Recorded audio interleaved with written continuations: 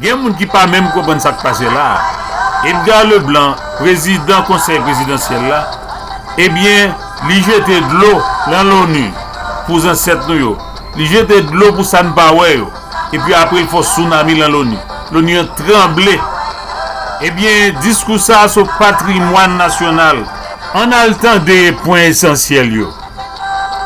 J'ai l'immense honneur de représenter ici à la tribune de l'Assemblée générale des Nations Unies, à un carrefour particulier de son histoire, le peuple haïtien, digne et fier, qui malgré les tempêtes de tous ordres, a toujours su se relever.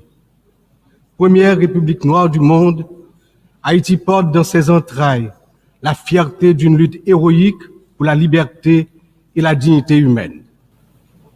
J'en profite pour saluer Amnesty International et d'autres organismes opérant dans le domaine de la défense des droits humains qui suivent de près les violations des droits des migrants haïtiens à travers le monde. Je me permets, au nom du peuple haïtien, de saluer fraternellement tous les amis d'Haïti qui ont fait preuve de solidarité envers les migrants de notre pays, en particulier ceux résidant à Springfield dans l'Ohio aux États-Unis.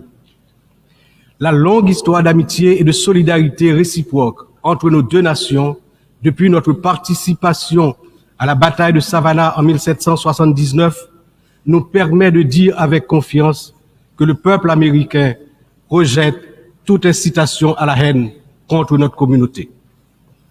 La participation active des immigrés haïtiens à différents niveaux de la vie des États-Unis est tangible et significative. À cet égard, les passions qui émergent naturellement lors d'une campagne électorale ne devraient en aucun cas servir de prétexte à la xénophobie ou au racisme dans un pays tel que les États-Unis, une nation forgée par des immigrants de toutes origines et qui s'est érigée en modèle de démocratie à l'échelle mondiale. Excellences, Mesdames, Messieurs, en proclamant l'indépendance d'Haïti le 1er janvier 1804, le général Jean-Jacques Dessalines, père fondateur de notre patrie, a donné aux droits de l'homme leur caractère universel. En d'autres termes, avec le triomphe de la révolution haïtienne de 1804, ayant lancé le processus de démantèlement de l'ordre colonial et esclavagiste, les droits de l'homme ont cessé d'être uniquement les droits de l'homme blanc pour devenir les droits de tous les hommes, de toutes les femmes, c'est-à-dire les droits de l'humanité tout entière. Monsieur le Président, Excellences, Mesdames et Messieurs, je m'exprime aujourd'hui avec l'expérience de plusieurs années consacrées au service de mon pays. Mon parcours politique, profondément ancré dans l'histoire d'Haïti, m'a permis de traverser de nombreuses épreuves, toujours avec un même objectif, le progrès de mon pays, la fierté, la dignité restaurée et le bien-être du peuple haïtien meurtri.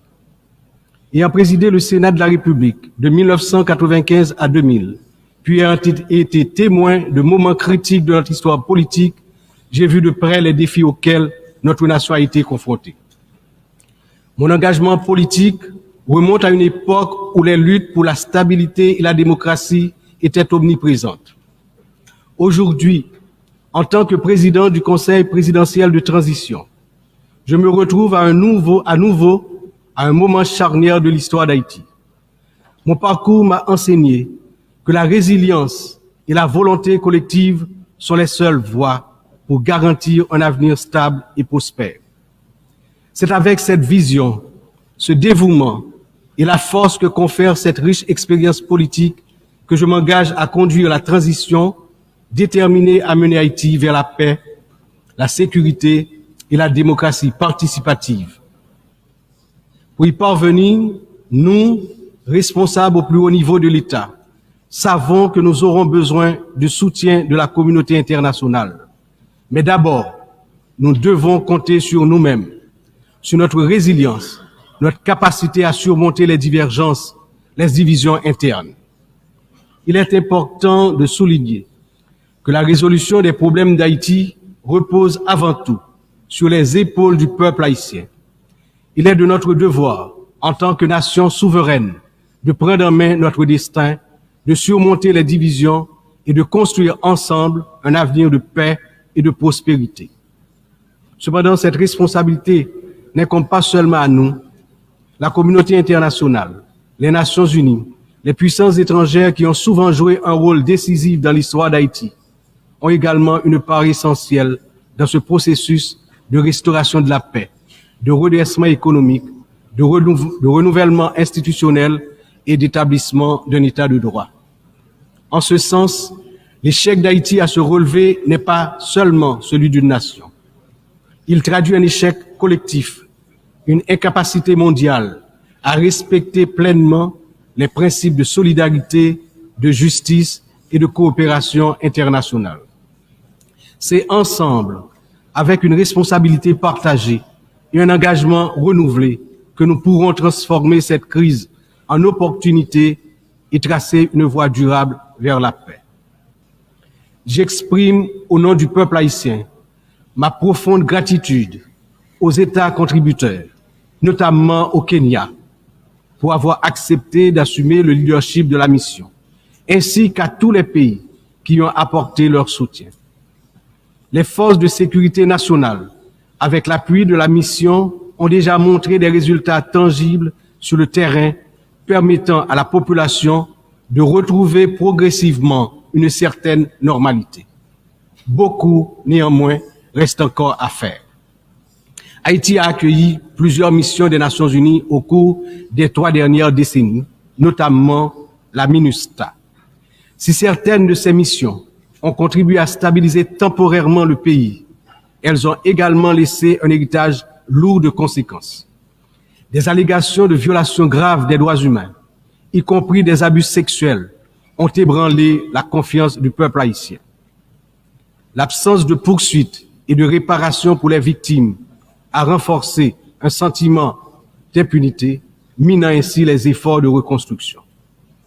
Il n'est cependant jamais trop tard pour bien agir et pour tirer des leçons du passé. Excellences, Mesdames et Messieurs, je me tiens aujourd'hui devant cette Assemblée en tant que voix de la République d'Haïti, pays dont l'histoire est inextricablement liée aux idéaux de liberté et de justice que nous célébrons tous ici. Mais Haïti, la première nation noire indépendante du monde, est aussi la grande victime d'une injustice historique qui a non seulement retardé son développement, a aussi marqué son peuple d'un fardeau dont les répercussions se font encore sentir. En 1825, à peine 21 ans après avoir gagné sa liberté au prix d'une lutte héroïque, Haïti a été contrainte de payer une dette colossale à la France, pays colonisateur, en échange de la reconnaissance de son indépendance.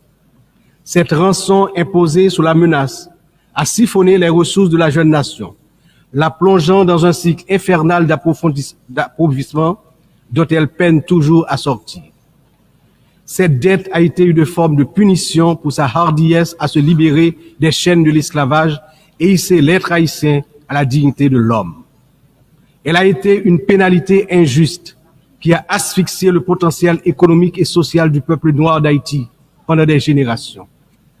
Dans le contexte d'aujourd'hui, où plus que jamais, l'attention est portée sur les efforts pour restaurer sans délai la sécurité et répondre aux immenses besoins humanitaires en Haïti, il me paraît important d'attirer l'attention de l'Assemblée sur les séquelles du passé colonial et des rançons payées à certaines puissances qui ont largement hypothéqué le développement d'Haïti.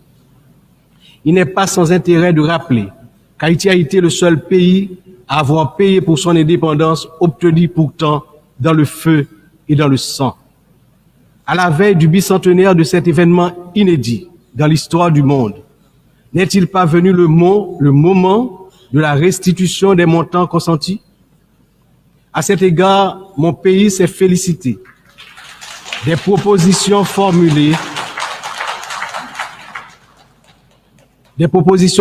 par un certain nombre de gouvernements et également certaines agences des Nations Unies pour des actions concrètes en vue de la reconnaissance, la réparation et la restitution des torts du passé.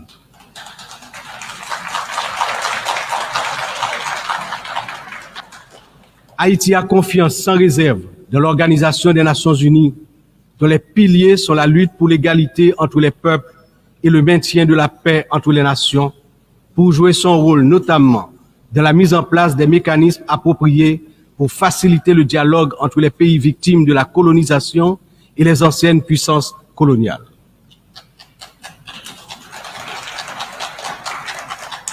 Ici, à cette 79e session de l'Assemblée générale, Haïti est par mon entreprise, non pas simplement pour revendiquer une réparation, mais pour poser une question de principe, celle de la justice immanente. Ma démarche est résolument engagée, structurée et bien documentée.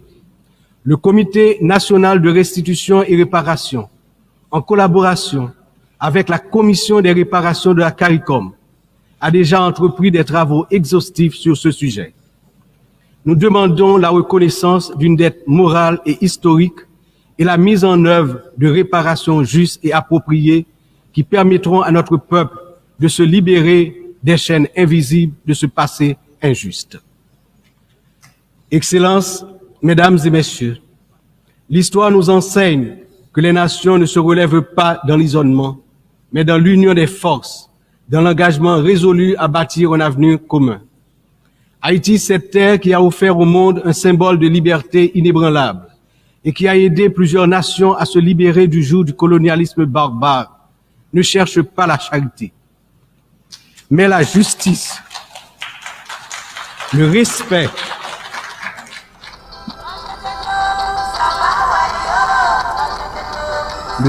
de sa dignité et de son droit à une existence digne et prospère. Les défis auxquels nous sommes confrontés aujourd'hui sont certes immenses, mais ils ne sont pas insurmontables.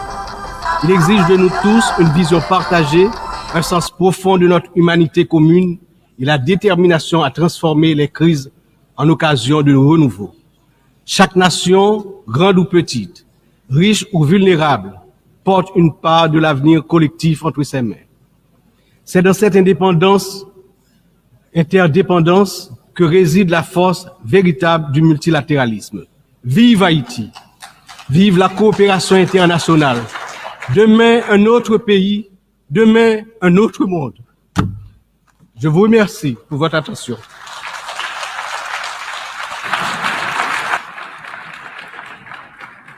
Je remercie, au nom de l'Assemblée, le président du Conseil présidentiel de la transition de la République de Haïti.